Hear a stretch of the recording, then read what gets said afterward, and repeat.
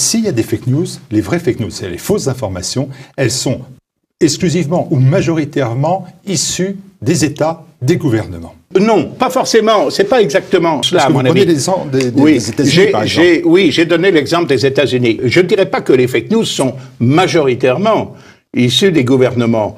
Certainement, il y a des fausses nouvelles qui se trimballent, comme on dit, sur les réseaux sociaux. Bon, mais quand ça émane de particuliers, etc., ça n'est pas très grave.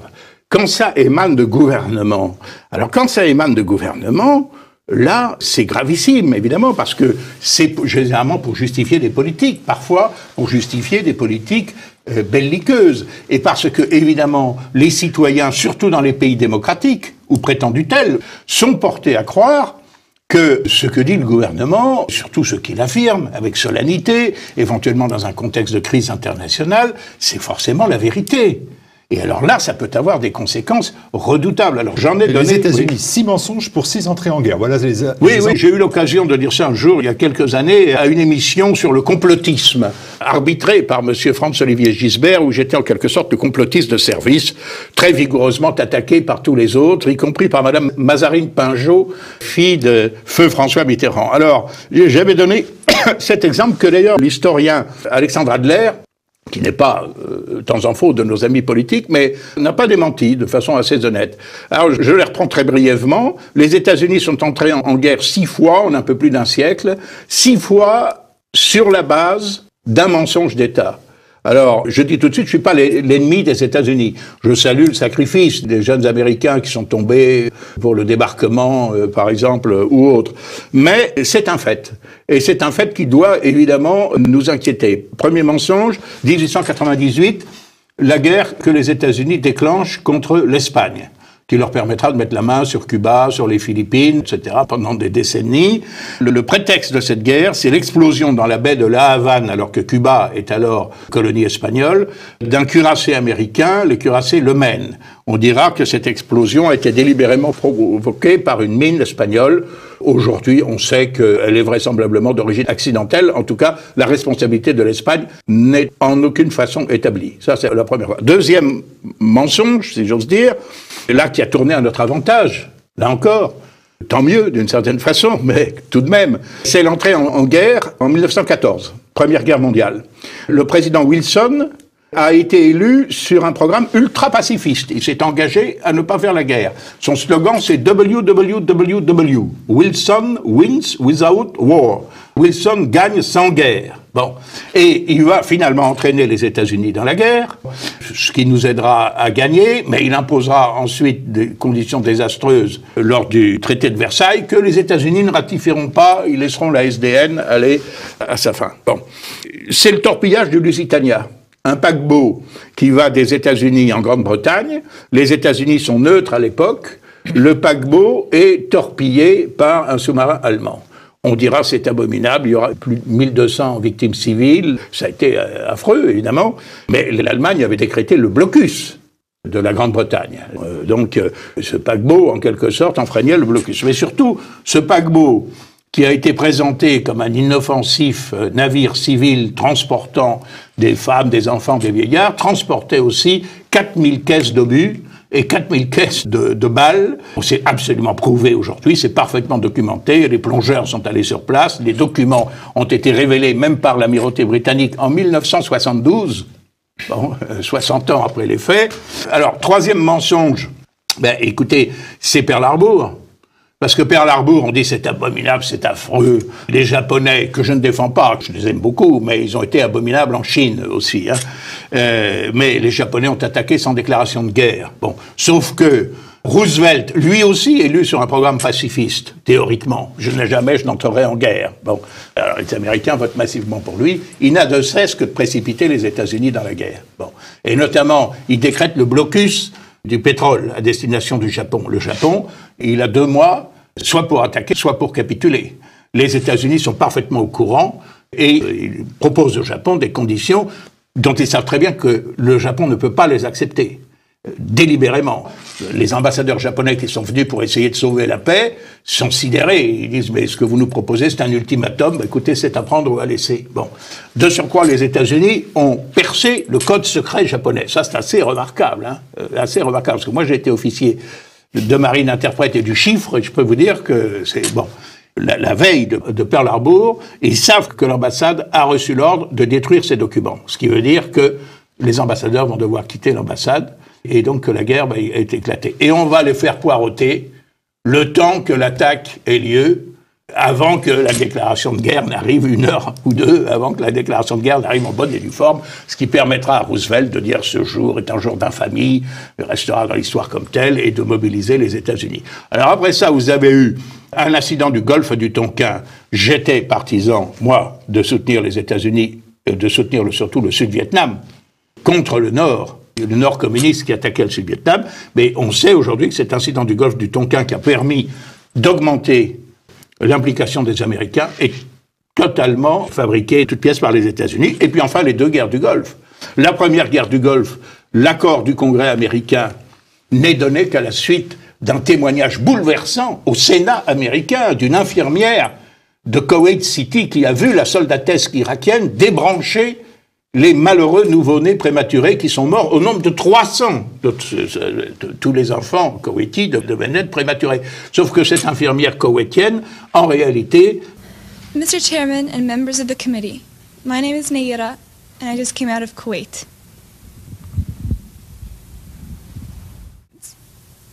They took the babies out of the incubators.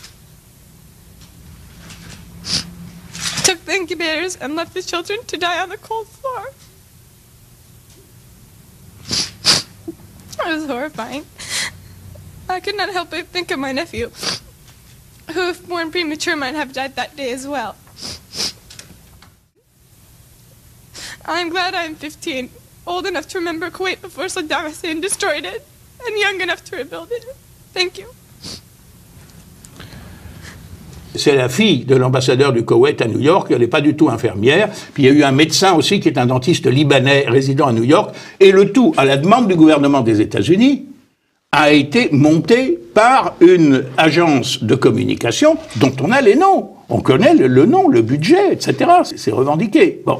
Et puis enfin, la deuxième guerre du Golfe, alors là, c'est le pompon. Tout le monde se souvient d'avoir vu le malheureux général Colin Powell, secrétaire d'État américain, donc le numéro 2 de la Maison-Blanche, hein, agitant une fiole contenant, soi-disant, une arme de destruction massive de fabrication irakienne à la tribune du Conseil de sécurité de l'ONU, lors du fameux discours de M. de Villepin. Devant le monde entier, tu vas dire c'est l'arme de destruction massive. On l'a trouvé dans la poche de Saddam. Tu fais pas tomber par terre. Parce que si tu fais tomber, ils vont dire, dis donc, il est pas massif, sa destruction. Eh bien, cette fiole contenait du pipi de chat ou de la poudre de perlimpinpin, et les armes de destruction massive n'existaient que dans l'imagination fertile de la CIA. Les mensonges d'État des États-Unis, historiques, là, en Chine, actuellement, il y a eu des mensonges d'État aussi, qui amènent d'ailleurs à une situation quasiment de guerre froide avec les États-Unis. Oui, mais il y a d'abord une grande différence, c'est que personne ne pense que les régimes autoritaires disent la vérité. Par conséquent, il y avait des mensonges d'État. Je donne l'exemple des États-Unis, non pas parce que je suis l'ennemi des États-Unis, mais parce que c'est un État en principe démocratique, que ce sont nos alliés, et que bien sûr, par sympathie naturelle, nous sommes portés à croire ce que dit leur gouvernement, ou ce que dit le nôtre, ou ce que disent les autres gouvernements européens. Bon, tandis que, par exemple, du temps de l'Union soviétique, personne n'ajoutait foi. Personne en Occident, sauf ceux qui voulaient absolument le croire, mais n'ajoutait foi aux déclarations du Comintern ou aux communiqués de Radio Moscou. En Chine, c'est un peu pareil. On sait que l'information est parfaitement contrôlée. Ceci étant, moi, je trouve que, contrairement à ce que l'on dit, les Chinois, après un moment, effectivement, où il y a eu cette malheureuse affaire de ce médecin chinois qui finalement est mort du coronavirus et auquel on avait intimé l'ordre de se taire, mais finalement les Chinois ont réagi assez rapidement. Et ils ont communiqué assez rapidement. Et ils ont été, je vous rappelle, les premiers à confiner. Donc ils n'ont pas caché quelle était l'étendue de la maladie. Et est-ce que le virus s'est échappé d'un laboratoire, ce fameux laboratoire P4, c'est-à-dire un laboratoire spécialement conçu pour abriter des gènes extrêmement dangereux. Et des SRAS. Il se trouve à Wuhan, qui a été inauguré en grande pompe.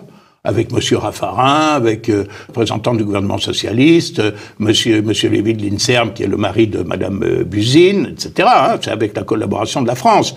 Et il n'avait pas manqué de voix à l'époque pour mettre en garde contre l'inauguration de ce laboratoire. C'est typique parce que quand au début de la crise, il y a un certain nombre de personnes qui émettent cette hypothèse, eh bien on leur dit c'est des fake news.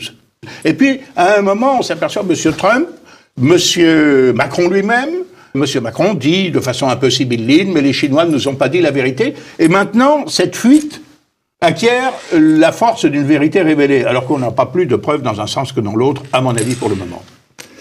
Oui, on dit qu'Emmanuel Macron, vous pensez qu'en mettant la responsabilité sur les Chinois, ça lui permet d'avoir moins de responsabilité dans l'attitude qu'il a eue en France? Trump aussi. Je ne suis pas du tout, au contraire, un adversaire du président Trump. Je me suis réjoui de son élection, mais je m'interroge. Je m'interrogeais au début de la crise en me disant, est-ce que c'est vraiment la chauve-souris ou le pangolin, par suite d'une mutation spontanée, responsable de cette épidémie, ce que m'avait certifié un de mes collègues, anciens collègues du Parlement européen, professeur de médecine, que l'on voit d'ailleurs souvent sur les écrans de télévision, qui m'a dit, écoutez, non, c'est pas une fabrication humaine, on sait d'où ça vient, c'est documenté, ça vient de la chauve-souris, etc., etc. Et des mutations virales de ce type, il y en a des dizaines. Bon, très bien, moi j'ai essayé de me documenter.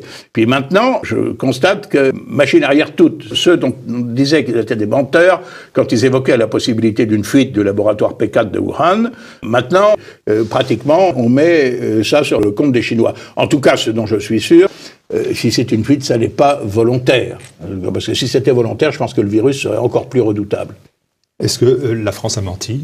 Est-ce qu'il y a des mensonges d'État de la France pendant les 2 mois de confinement? Bien sûr, oui. Les mensonges d'État, ça n'a pas... Parce que c'est une démocratie, c'est pas un régime autoritaire. Non, c'est une démocratie, mais les mensonges d'État venant des démocraties sont beaucoup plus redoutables que les autres. Ça en fait une tyrannie. Parce que, je dois dire que si vous ajoutez, si vous voulez, la succession des lois liberticides, dont les gens ne sont pas conscients, parce que, l'homme ou la femme de la rue, ils n'ont pas accès aux médias, à l'expression, ils n'écrivent pas dans les journaux, etc. Mais, en revanche, ce dont ils ne se rendent pas compte, que c'est un véritable carcan autour du discours public, et que par conséquent, une grande partie de la réalité de leur pays leur est masquée. Bon, quand vous voyez qu'un homme comme Éric Zemmour a été condamné pour ce qu'il a dit, par exemple, pourquoi est-ce qu'il y a des contrôles aux faciès? Parce que l'origine des trafiquants de drogue, etc., c'est généralement ceci ou cela. Ah, boum. Voilà.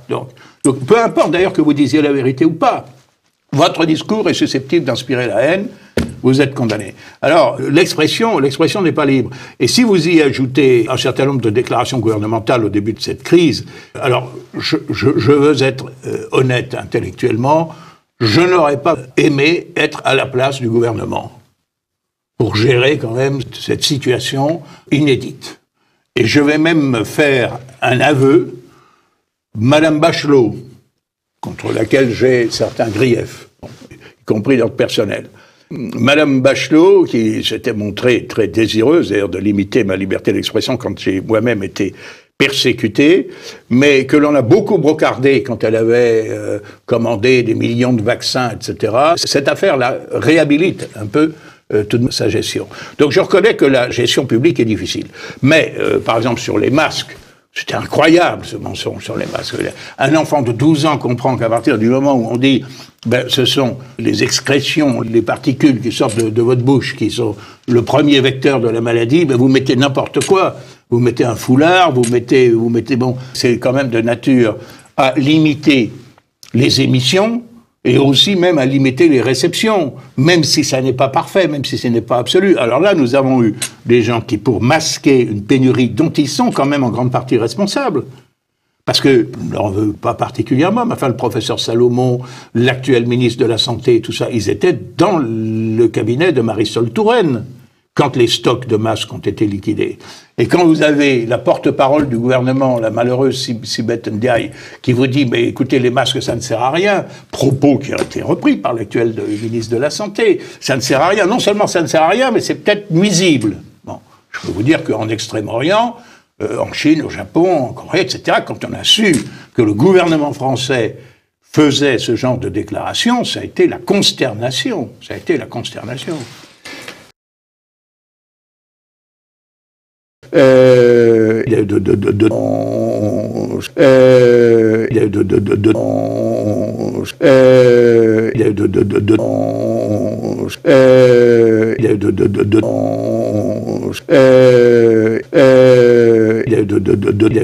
de